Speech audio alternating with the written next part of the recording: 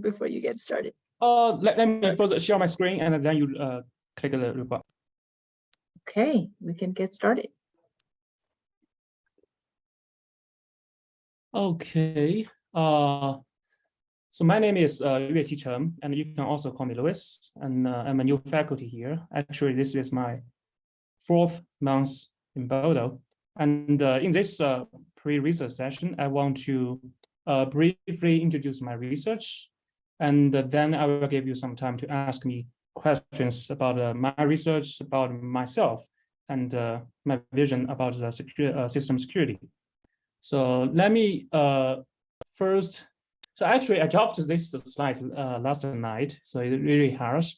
But okay, let me first walk you through the whole slides. So at the beginning, I will brag a little bit about myself, and then I will show you a demo of a real-world attack, which I constructed for a hacking competition, and I won $40,000 for this attack. And then I will introduce you some of the research directions behind the demo, and and after this I will introduce like who cares about the system security research, and some of my current projects, and finally I will talk about like the students that currently work with me, and my expectation of my future students, master students and PhD students.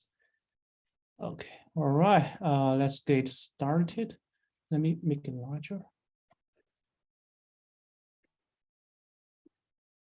Okay, so as you just saw, like in these slides, I will introduce some offense and defense techniques currently in cybersecurity, and also a brief introduction of my research interest.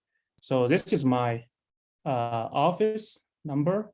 It's in the basement, and this is my homepage. You can click this. You can get my homepage to learn more about myself and my publications and all these things.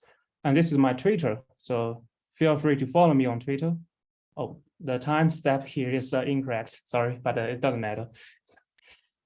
A little bit about myself. So I just graduated this year in June from Pennsylvania State University. But before that, I visited Northwestern for half a year, right before my graduation. And then I came to Boulder to become assistant professor here in the computer science department. And my research direction is, in general, it's system security and software security. And especially I have interest in vulnerability exploitation and protection design. So I think it's easy to understand the meaning of protection design, but you may not be familiar with vulnerability and exploitation. So vulnerability is so let me find a way to put it. So vulnerability, to some extent, is you can think of it as a bug, but for a bug in the software or in the system, it's just a bug. But for vulnerability, it can be exploited by attackers, by malicious users to do something. To do something badly. For example, the attackers can exploit this vulnerability to escalate the privilege of him or herself, as we'll see in this demo. And also, the attackers can misuse this vulnerability kind of bug to like steal sensitive data in the system, and to steal sensitive files belonging to other guys and all these things. So my research is to find new techniques that can do exploitation, can analyze vulnerability and do exploitation. This is the one direction of my research, and another direction is protection design. So I'm trying to build protection mechanisms for for cyber infrastructure systems, for example, the operating system and cryptography libraries. And my protection, so for my protection design, I want the protection to be like lightweight. And by lightweight, I'm not saying like 20% overhead or 30% overhead. I'm saying like negative overhead, basically zero overhead. That's my goal. So it's really hard to do so because many guys would say, okay, security comes with cost, but I want to demonstrate that we haven't put that boundaries so hard, so very hard so far. So we still can design protections with no head, but with significant security improvement. And okay, so this is my research direction and my previous experience. So I do hacking a lot, and I always wear two hats. So one hat is as a researcher, as an assistant professor in computer science department, and another hat is a white hat hacker. So I participated in lots of hacking competitions in the past few years, and lots of competition is named as a CTF, basically capture the flag hacking competition. So for example, in 2017, I participated in the NSF Code Breaker competition and ranked 5th nationwide. Yes, nationwide.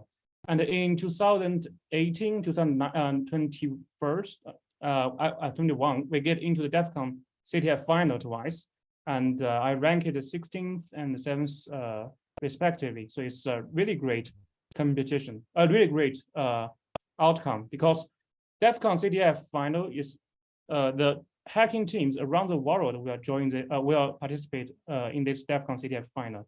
So basically, this CTF event is the Oscar in the hacking community. And also in 2021, I was a winner of the Pantheon, and as I just mentioned at the beginning of the session, that I won $40,000 for win Pantheon. And besides these things, I also a speaker for Black Hat, for Blue Hat, for Linux Security Summit from 2019 to this year. So basically every year I was a speaker there. So, and you can see some of the photos taken by my teammates and by other guys, like DEF CON final Pantheon in Vancouver this year, and the Black Hat in London right before the pandemic. And yeah, so before I continue this presentation, any questions so far?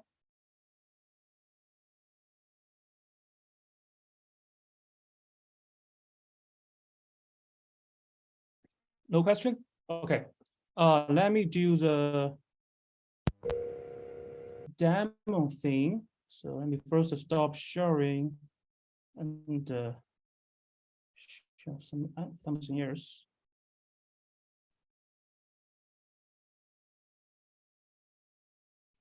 Okay, so I'm sharing the desktop, and so you can see apart from this slide, you can also see the VMware. So I'm going to boot up VMware here. So I'm going right now. I'm boot up the Ubuntu 2022.04. So this is the newest Ubuntu version. Let me log in. Password is Pantheon, nothing special. Let me make it larger so you can see it more clearly.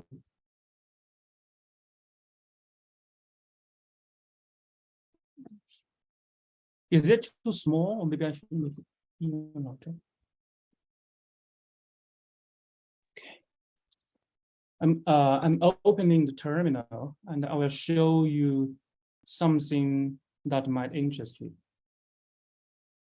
Okay, right now I'm going to type ID, and you can see currently I'm just an ordinary user because my user ID is 1000. Yeah, this marks I'm just an ordinary user, and I cannot read files of belonging to other guys. I cannot read things like. For example, if I want trying to read this file, you will see like a permission denied because I'm an ordinary user. And this file stores the passwords of all the users that are using this machine. So right now I'm going to this photo, and you can see I have some file here, but let me first delete them. And let me open this C code file. And in this I mean, you can see from this file, maybe it's still too small.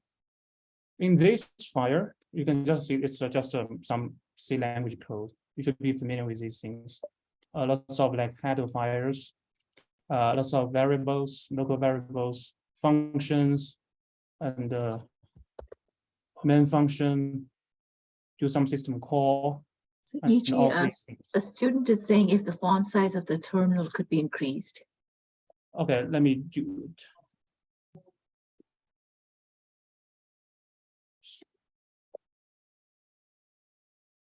Let me make it larger. Is it better? Don't think so. Not at my end, at least. Can someone else? Nope, not at all. Into. Let me see what I can do to make it larger. Can you try opening it in gedit? We can increase the font in that. Which part? Just try Control Shift plus plus. Oh yeah, that also works. Control Shift Shift plus plus. That is for Windows system, right? Oh, yeah, it works. Thanks. Okay, cool. Okay. Let me do it again. So, it's file just some C language code, nothing special. And I'm going to first compile it using GCC, and I need this library because I'm using multi-threads. Right, and now we have an executable file, and I want to mention again that I'm just an ordinary user right now, and then I'm going to run this executable file. So this file is basically doing some like system calls to interact with the operating system, interacting with the underlying Ubuntu system. Let's see.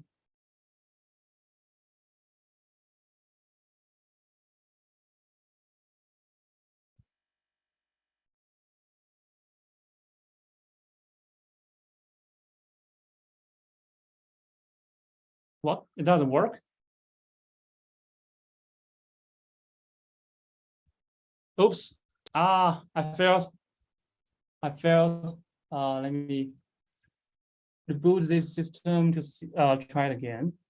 So actually, it's very common that when you do some attack, you will fail because of the stability things.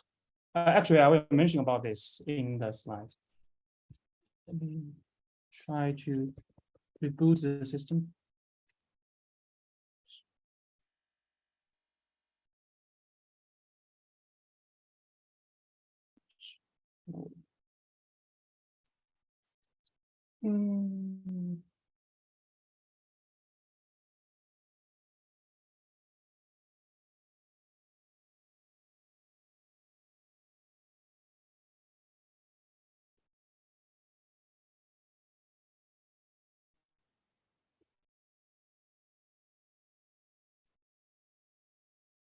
What?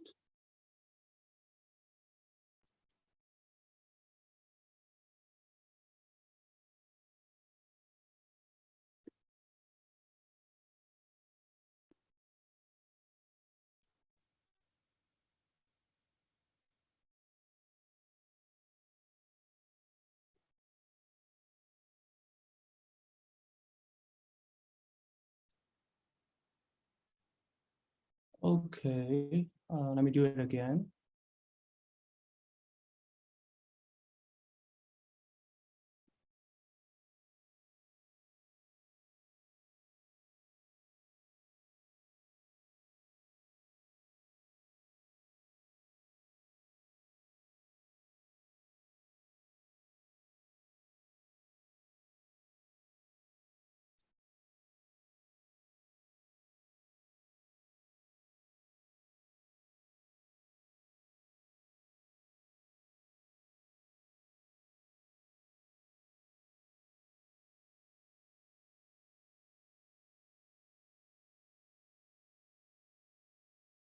Okay, let me try it again.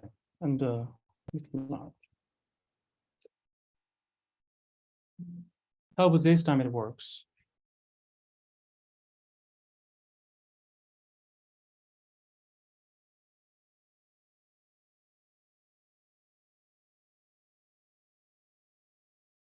Okay, cool. It works this time. So right now I'm going to type the ID again to check.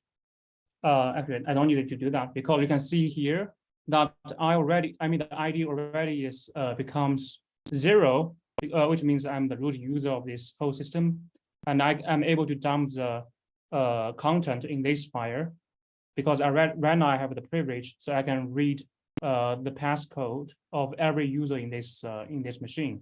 So what does this mean? It's basically like originally I'm just an ordinary user, but right now I'm become a privileged user. I can do whatever I want to do on this machine. So if I'm in a cloud environment, this means I can steal the data of another tenants over that machine, and yeah, just do whatever I want to do, any malicious things. So okay. And this is a demo of a real world attack, and I'm going to show you some the research behind this demo. And okay, so first,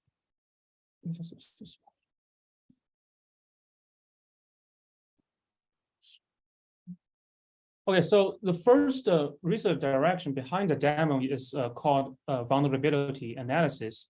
That is basically to giving a vulnerability, giving a bug in the software systems. You can analyze that vulnerability to know like the capability of that vulnerability, like how many data that this bug can corrupt, and what the value of the data that this bug can allows you to write to maybe some memory. So it's really important to do for the exploitation because you must have a vulnerability with high quality to do exploitation. And one of my previous works in this direction is named as Gravy, and this paper was published this year in IEEE SNP, which stands for Security and Privacy.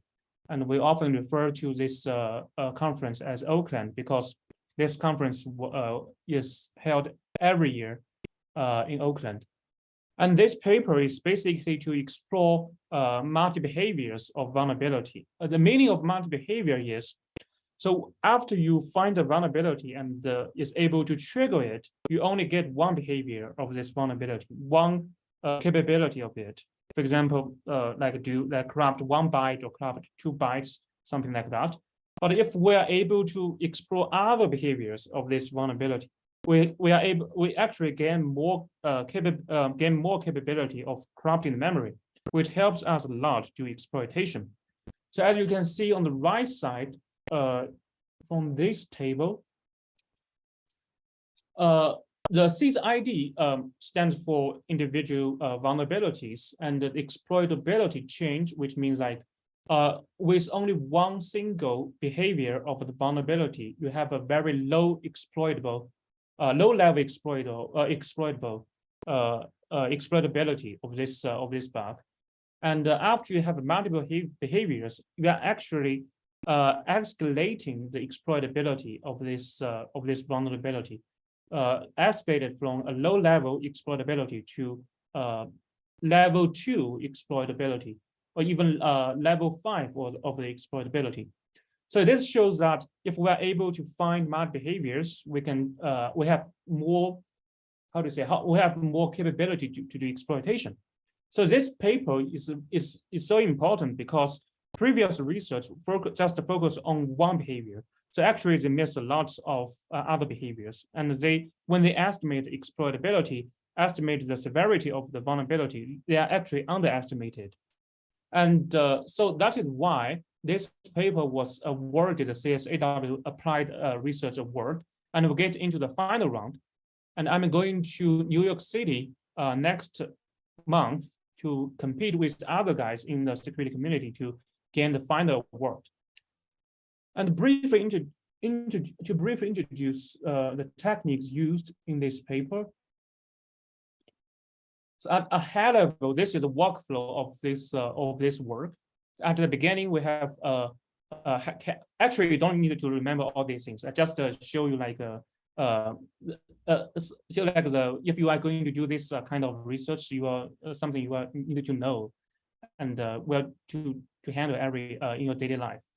So when this system takes as input crash report. The crash report is when a bug is triggered, the system log will give you a crash report, give you some information about that bug. So if you're using Windows system, you will get a crash report if you when you have a blue screen. And if you guys use Mac, I think it's very frequently that you will get a crash report for preview or other software systems. So this system, Gravy takes as input crash report, and I do some program analysis like a backward trend analysis from the crash site, go backward and collect some information about the objects involved in this crash, and analyzing these objects, construct a structural graph, and then we do some popularity ranking to highlight the objects that are of vital importance to the crash, to the panic of the kernel, to the triggering of the vulnerability.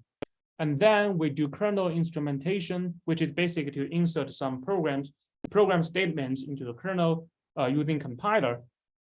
And after we do instrumentation, we run something like a kernel fuzzing using the syscaller. So kernel fuzzing just randomly feed some input to the kernel and monitor the behavior of the kernel. And finally, we get another panic, get another crash, and this panic gave us a new POC. And this POC is actually demonstrates a new, brand new behavior of the vulnerability. So in this way, we can explore multiple behaviors of the vulnerability. And this is one direction, one research direction behind the demo. So any questions so far?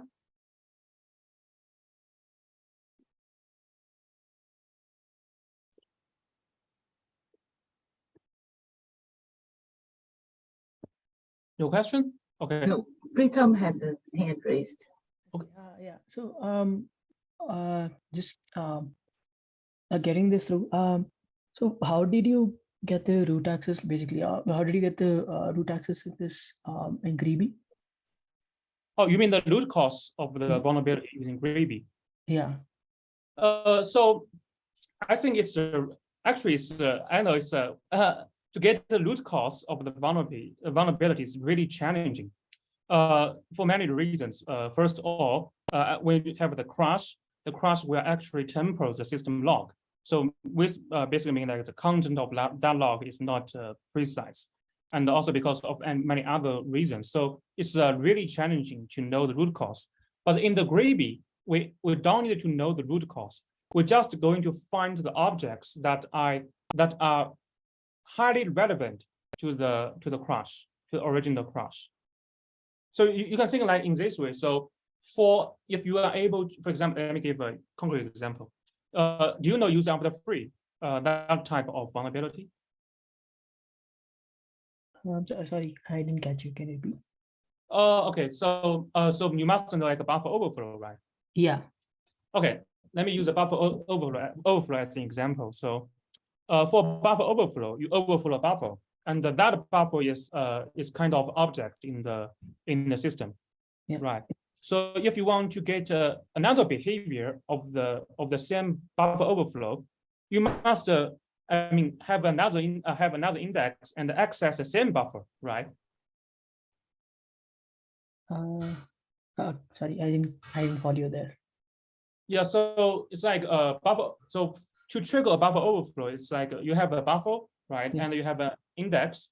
Yeah. And when you access a buffer, you use that index, right? But that index goes beyond the boundary of the buffer. Yeah. Yeah. That So is buffer overflow. Yeah. Yeah. So the vulnerability thing is all about this buffer, right? Huh.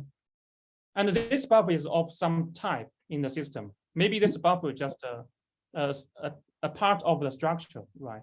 Oh yeah. Yeah. So if you want to get another behavior of this buffer overflow, what you need to do is to find all the other access of this buffer, or the other access of the structure that contain this buffer. Okay. right? The increase, it makes you to like get the other behaviors of the vulnerability. Okay. Yeah, so in a high level, the gravy is to identify all the objects relevant to the buffer overflow and explore all the usage of that structure of that object to get know the multiple other behaviors. Okay. Yeah, is it clear? Yeah, got it. Yeah. Okay, cool. Other questions?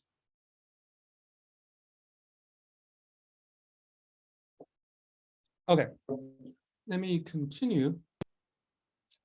And the second research direction behind the demo is, of course, exploitation, which is basically to how to escalate privilege, how to steal data, and what we can do to take advantage of the corruption provided by the vulnerability, right? So, in this paper, Slake, which was published, right before the pandemic. So this paper is basically to design an algorithm to do the layout manipulation. This layout manipulation is very important because let me continue to use the buffer overflow as an example. So you have a buffer overflow here, and the overflow will corrupt some memory right after the buffer. And what attackers want to do is to put some sensitive data right after that buffer. For example, a function pointer right after that buffer. So when you trigger the buffer overflow, the memory corruption will temper the function pointer in the object right after the buffer. And after you temper the function pointer and you dereference that function pointer, you can actually hijack the control flow of the whole program to have it execute whatever code that you want the program to execute. And if you are going to execute some code gadgets that can escalate privilege, you are able to escalate the privilege. You are able to do to steal sensitive data because you direct the execution of the program. So yeah, you can do whatever you want to do. So in this whole process, the one important thing is to find an object with function pointer. And another very important part of this process of this procedure is to manipulate the layout of the memory to have that object right after the buffer. And this is the focus of this paper. And so here you can see lots of desired layout in a wide range of exploitation. So one is buffer overflow, out of bound write, which I just said. Like you have a vulnerable object, you have a buffer overflow the buffer here, and then you put a victim object with a pointer, with a function pointer right after this buffer, and you trigger the buffer overflow and you hijack control flow. And double free is not exactly. The double free is similar that you have a freed object and you do heap spray to put another object with a pointer to overlap with the freed object, and you temper the function pointer, hijack control flow. So this is another way to do heap manipulation, and this is the third way to do heap manipulation. So in this paper, we designed an algorithm that can automatically manipulate the layout of the kernel heap, so that can facilitate the exploitation. In this table, you can see that so without this algorithm, you can only choose, for example, for this out of bound write, you can come up with 5 exploits. But with this algorithm, you can come up with so without this algorithm, you only can craft only 1 exploit. But with this algorithm, you can craft 5 exploits with actually diverse exploitation approaches. So this also helps vulnerability exploitation. And for other cases, you can see, okay, for example, this case, without the algorithm, you cannot do exploitation. So many security analysts would think, okay, this vulnerability is not severe because we cannot exploit it. But actually, we point out that you can exploit it, and you can even come up with 10 exploits to do exploitation. So this vulnerability is very severe. So this nudge the developers to patch this vulnerability as soon as possible. Okay, this is the second work. Any questions so far about this work?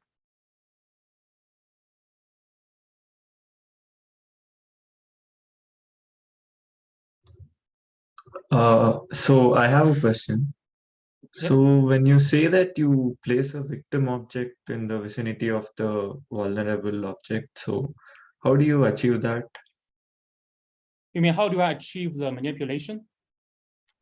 More like how is the victim object placed in the vicinity of the vulnerable object? I mean, how do you control that?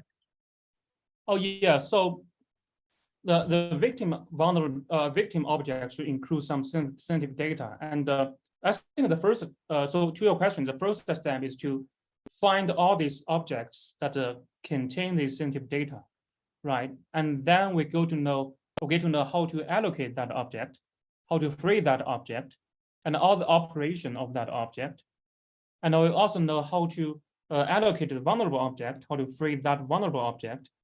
And then we use that algorithm to put them adjacent to each other. Do I answer your question? Right. So so the kernel, yeah, so the kernel must provide some mechanism for you to allocate that object, you're saying. Yes. Yes. Got So it. okay. Okay. Yeah, a little bit more detail is the kernel heap use a first in, first out fashion to organize the kernel heap. So you can basically make use of this fashion to manipulate the heap and put them together. So yeah. Yeah, that answers my question. Thank you. Okay. Other question?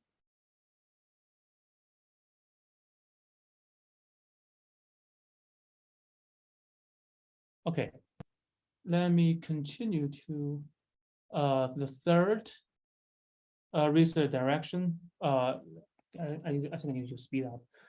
So this research direction is about how to stabilize exploitation. So as you see, as you saw in the demo, that the first time I tried to do the exploitation, but I failed. That's because there are lots of factors in the kernel that handle the exploitation. So in this paper, we're trying to model all these all these stability factors. We're trying to like control these factors and to make the exploitation more stable. So I will skip these details. So this is modeling of the stability factors. I will skip it and show you the results. So the results, as you can see, the baseline here is an exploit without any stability techniques. So for this case, you can see the success rate is only around 20%. So which basically means that you need to try 5 times. You can make 5 attempts and only succeeds for 1 time. But if you use this defragmentation technique that we come up with, you can raise the stability to almost 50%. So which means like you only need to try 2 times, and you can expect that you can succeed. And with other techniques like multi-thread, multi-process heap spray, you can see like, okay, the success rate is almost 100. So it raises stability significantly. And this is the third direction behind the demo. And the fourth direction behind the demo is to design the protection that can prevent this exploitation. Because as a white hat hacker, it's not only about like do exploitation, make a profit, and gain some fame in the community.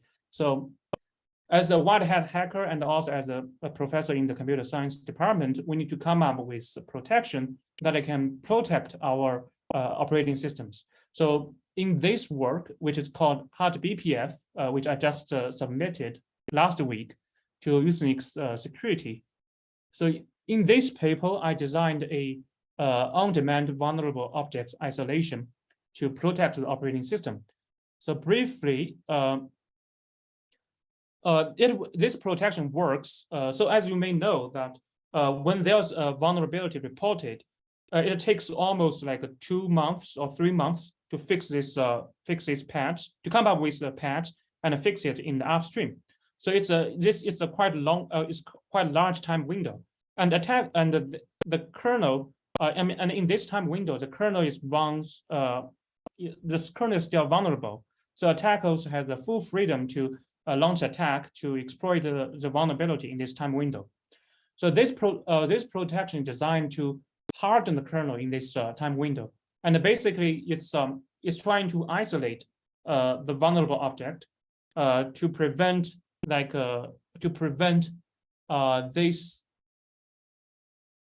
attackers from creating this layout and corrupt the sensitive data in the victim object. Okay, I think I need to skip this detail too. So, and I just show the results. So this table shows the performance overhead of this protection, and the vanilla column is the baseline, which is the kernel runs without any protection, and these two columns represent the results that this protection is enabled for this vulnerability. And you can see the overhead here is a negative value. So it doesn't mean that the kernel speeds up with this protection. It just means like this protection has no overhead. And even for these two columns, it represents the overhead of another vulnerability.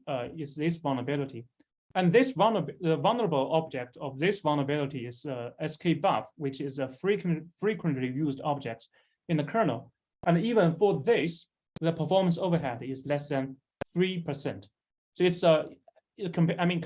compared with existing kernel protections, the overhead of this hard BPF protections is very I can say it's negligible. And the full set here is to do a comparison between the on-demand protection and the on-demand isolation and the full set isolation. So with you can see that the overhead of full set is 25%, which is almost 10 times of this of the worst case of hard BPF. So this results demonstrate that the performance overhead of hard BPF is very low. And this is the 4 research directions behind the demo. And I'm going to talk about who cares about my research or the works of other researchers in the system security community. So without doubt, government agencies care about the system security research. So for NSF, Natural Science Foundation, they have interest in system security research, especially the design of protection. So they want researchers to come up with protections that can protect the system with low overhead and with significant security improvement. And this is one funding source of the government from government agency. And another funding source is from DoD, especially like DARPA and the ONR and the ARL.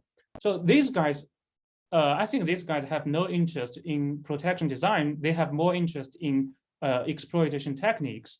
So they want us to come up with advanced techniques that can do exploitation as soon as possible and to intrude into the systems as soon as possible. So this is another type of government agencies that they have interest in system security.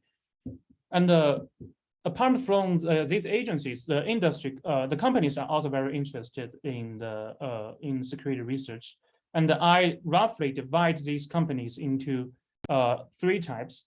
So the first type is these big companies, these IT, these big companies, Google, like Google, Microsoft, Meta, IBM, VMware, and all these things. They care about security because they don't want their product include security flaws. It's not only because like if you have security flaws, the users will harmed, but also because once they have like a scandal, the scandal about the security flaws in their products, their I mean, the stock price of, the price of the stock will go down significantly. So as an example, the Facebook loses around $13 billion after data breach that affect 50 million users. And the second type of companies that care about our research is some security solution providers like Palo Alto and FireEye. So they are companies that provide a solution to the first type of company to ensure that the first thing is to manage the security risk in their products, and the second thing is to find bugs, find vulnerabilities in their products, so that they can avoid like a data breach, to avoid privilege escalation, to avoid the attack in the wild. And the third type of company is insurance company, and so it's quite a brand new insurance type, which is called cyber insurance. And these insurance companies trying to estimate the security risk in the company and provide you with the insurance. And what they want is the employee that they want is guys with security expertise and is able to find the bugs, find the vulnerabilities, and able to quantitatively evaluate the security risk in the product, so that they can offer the insurance quota to these companies. And of course, as an ordinary user, as an ordinary customer, we also care about the security things, because we don't want our privacy be leaked to the attackers. Okay, so any questions so far?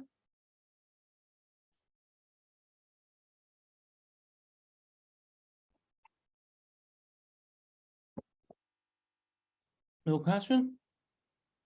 Okay, let me continue to my current projects. So I think need to speed up. So my current projects, one thing is called LIGO IR. So I'm trying to design a domain-specific language for exploit generation, which it's actually is a project from DARPA, because they care lots about how to generate exploit as soon as possible, and also to protect their the DARPA's products like the F-35 and all these things.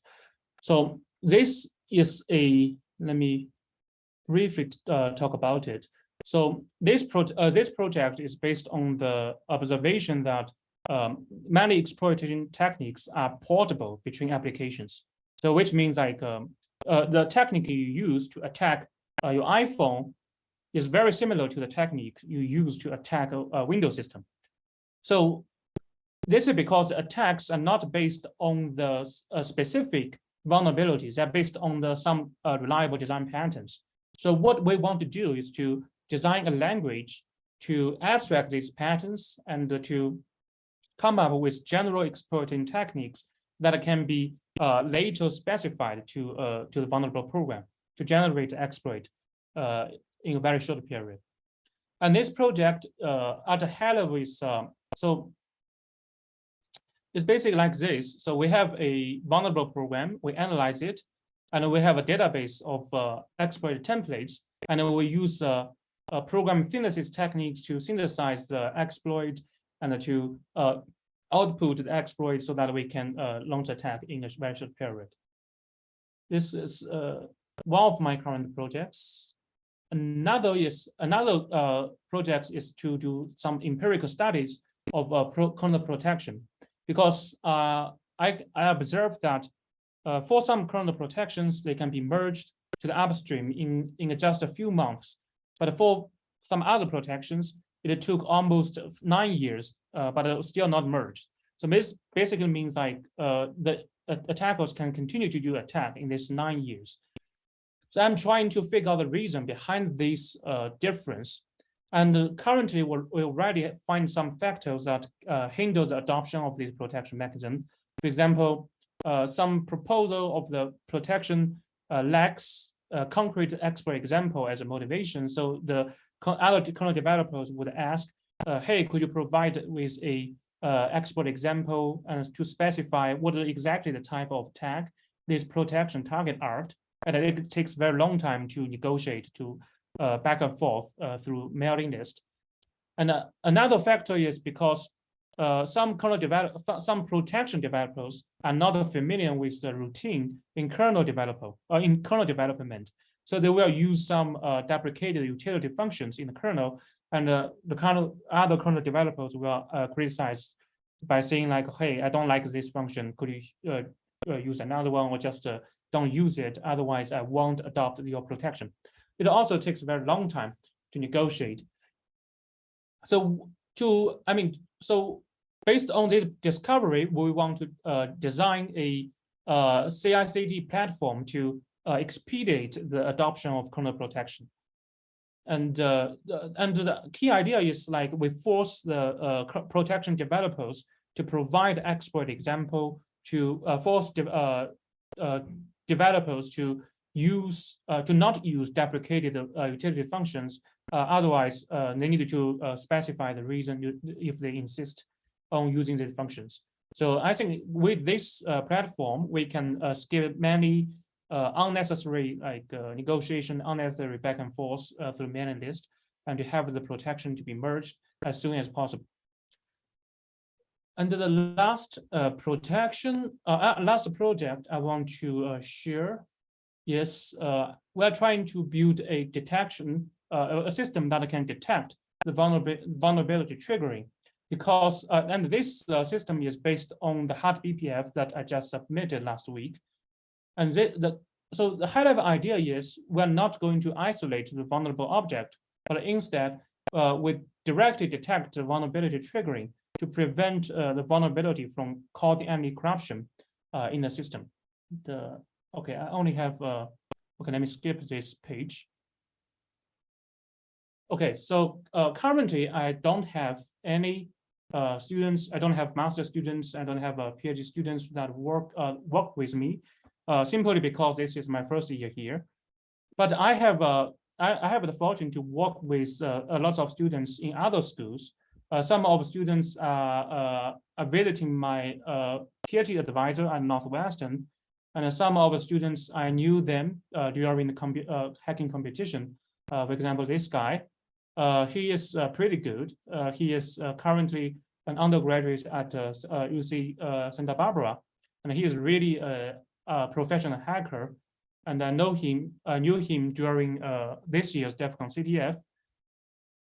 And the two guys are right now working on the first project that I just mentioned. And I also have some other some master students from other schools, from Brown, from Northwestern. They are doing the empirical study project. And I also have a student, he is currently visiting Northwestern. And I also have a students from Nanjing University, a school where I got my bachelor degree. And this guy is really, I mean, this guy is really technically is really strong in techniques. So I think it's I think it's yeah, it's a good fortune. It's definitely a fortune for me that I can work with them, because they are really brilliant and they can come up with new ideas and do evaluation very quickly. And I'm recruiting for the next fall for 2023. So I welcome all of you to apply for my team if my research interests you. And then you can have the chance to work with these brilliant guys to do some exciting research. And yeah, so my expectation of potential students is I want you to be self-motivated. For example, you can say, you may say like, so these are some good answers that that I get from my current co-workers. So some guy say like, okay, I want to become a Pantheon winner. I want to become a black hat speaker. I want to become the top guy in the security community. I think this is very good motivation. And also, someone will tell me, I'm very curious about the performance of my proposed solutions. I want to find a way to comprehensively evaluate it. So could you provide me with some guidance? This is also a good example to demonstrate your motivation. And I think you can use this as an example when you apply for a PhD program in CU Boulder or maybe in other schools.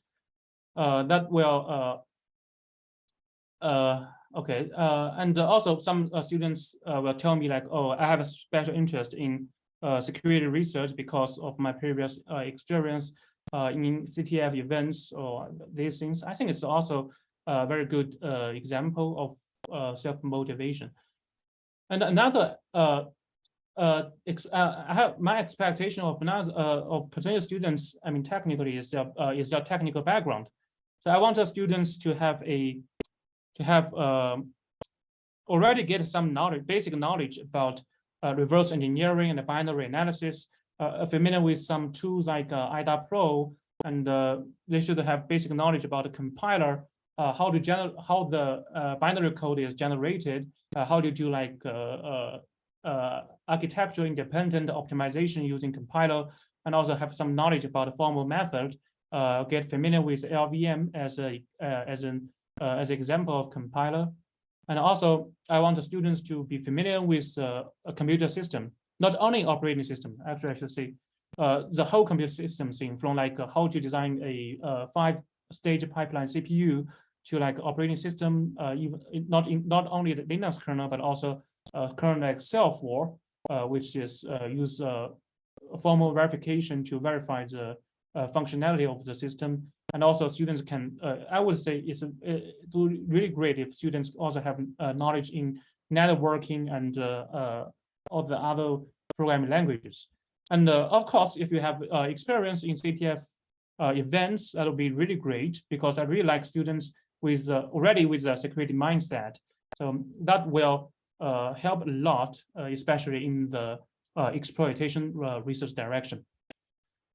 Okay, all right. So I think I finished the presentation. So if you have any question, feel free to ask.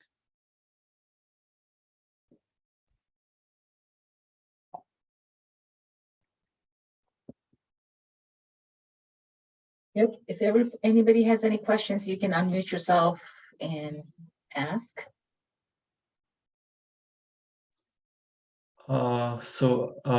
Could you tell more about hot BPF and Oh yeah. Yeah, Okay. just more technical details and such. Okay, go to this page.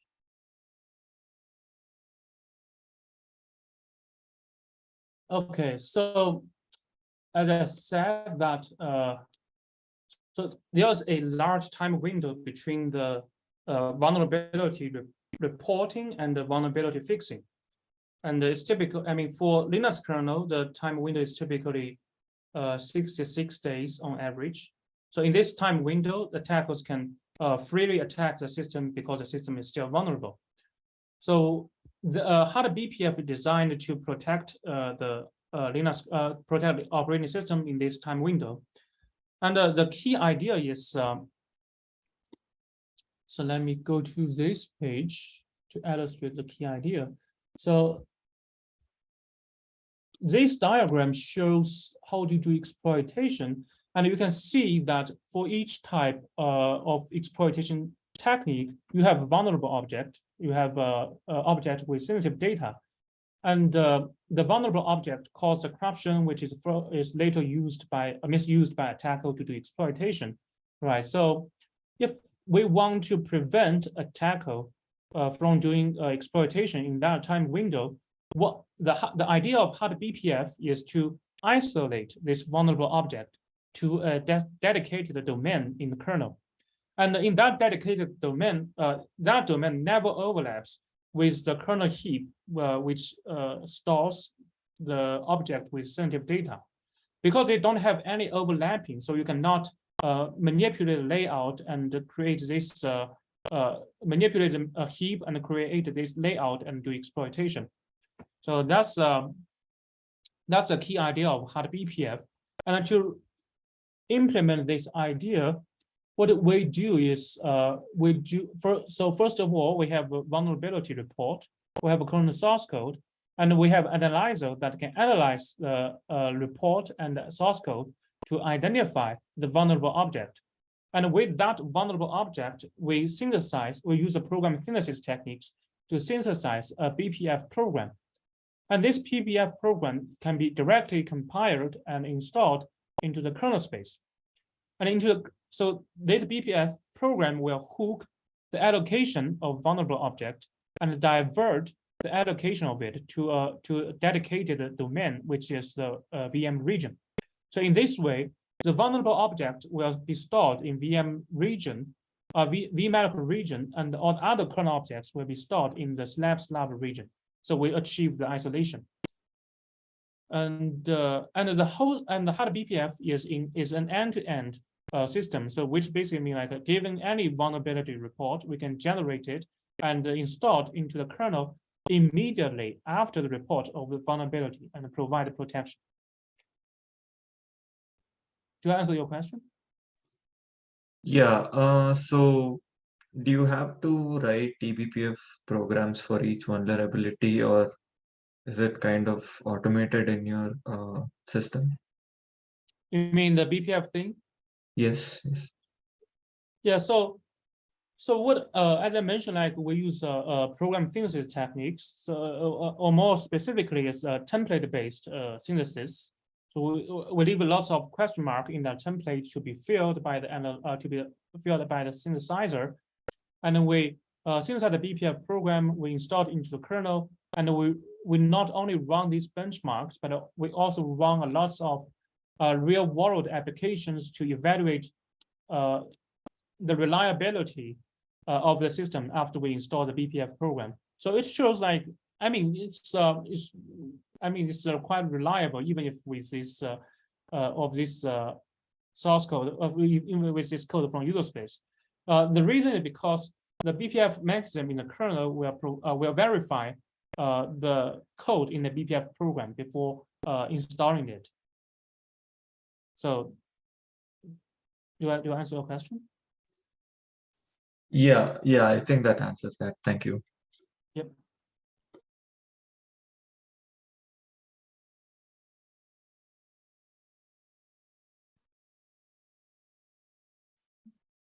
Yeah, I think we're roundabout in our time as well. So if anybody has any more questions, would definitely like to thank Yueqi for your time and the presentation. We'll be posting this recording on our website as well for students who couldn't attend, and some prospective students also who will be checking our website. So thank you once again. Yeah. Thank you very much for organizing it. And Thank you. I hope I'm not confusing all of you with all the technical details.